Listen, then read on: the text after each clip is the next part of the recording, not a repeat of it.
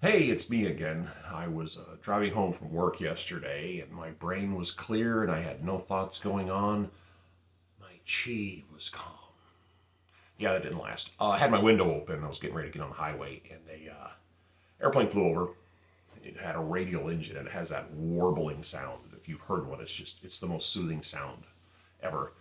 Rolled my window up, got on the highway, and I started thinking. My brain started bouncing off, walls, and I came up with a memory in 1982. I was 14 years old. And I grew up in northern Colorado, and I worked at the Fort Collins downtown airport, which was a single strip runway airport. It has since been bought up by land developers, and it's long gone. But little airports are kind of fun because the people who work and live there are have hangars are their own little clique, and they all hang out together. They're all kind of strange, but they're a good group of people, and they turn their hangars into man caves half the time. It's their hangout. And the guy I worked for had a hangar. He was a maintenance guy, and he had one of the larger hangars. And his place of business was the hangout for everybody. It seems like people would come flooding in, and they'd sit around and good old guys do their thing. And at that point in history, all the World War II guys were late 50s, early 60s, so they were a dime a dozen. A lot of them had airplanes. Some of them were pilots during the war, and a couple of them actually had World War II aircraft. Some of the ones that were better off had these nice planes. They used to come in there and get maintenance done.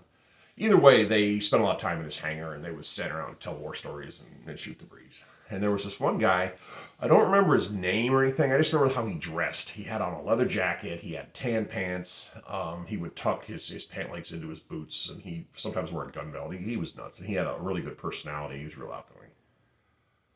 And he was a P51 pilot. A P51 Mustang was, by a wide margin, the greatest fighter plane of World War II. Just perfect in every way. Design, cockpit layout, speed, maneuverability, range, firepower, blah, blah, blah, blah, blah. Just a wonderful airframe. And he got to fly those during the war.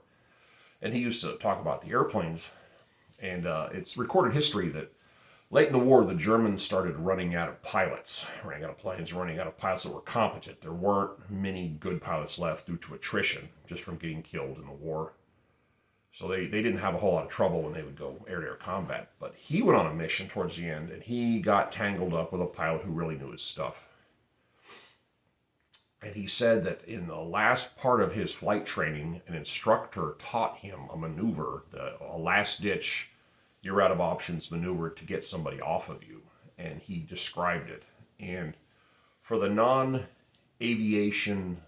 knowledgeable people, I will translate what he did into a food comparison. He had a big bowl of spaghetti flavored ice cream with a scoop of gravy on top and a glass of orange juice. He did something he described as and I can't remember the words, a double reversal inverted torque spin stall. Now, you have an airplane, and you have a propeller, and the propeller turns. That's torque. He got this airplane into this, he's describing with his hands, this impossible aerodynamic position where the propeller didn't move and the airplane moved. He got it to, and it fell out of the sky. So he basically stopped flying in mid-flight. He's being chased, got a guy, and he just stops flying. The plane just goes whoop, straight down. You can't do that. It's just beyond the law of physics and aerodynamics. So we're listening to this, and all the other guys are going, and I'm going. And I go, okay, whatever. Move on with life. It was a fun story. And here we go, fast forward to 2008, 2010. My favorite show on TV is on History Channel called Dogfights, which computer recreates dogfights from World War I to the present. And they usually interview the person. And it makes little computer generations, little diagrams and stuff. And it's kind of a fun show. It ran for a few seasons, and there's episodes available out there to watch. And they're doing a segment on the P51 Mustang. And I'm watching it. I'm like, ooh. And this guy's talking, this old dude's talking, hey, we this, that, blah, blah, blah. And all of a sudden, that story starts sounding real familiar about this maneuver. And I go, okay, wait a second, what's going on here? And they show the guy talking, and I had to look for one and realize this is the same guy I heard back 30-something years ago. It's the same guy telling the same story. And I'm like, then they did the computer recreation. He described the maneuver, this drop the throttle, pump the stick in your gut, go down rudder, slam the throttle, blah, and the plane falls out of the sky. and they show his cockpit view of it, and they show the German's cockpit, his view of the airplane, and then they show like a outside view of what it looked like. And I have watched that segment a dozen times, and for the life of me, I still can't figure out how he did it. It's just, you can't make an airplane stop in mid-flight. You can't do that, and he did it. And it is a fun episode to watch. So, again, I would post a link, but I don't know how to post a link.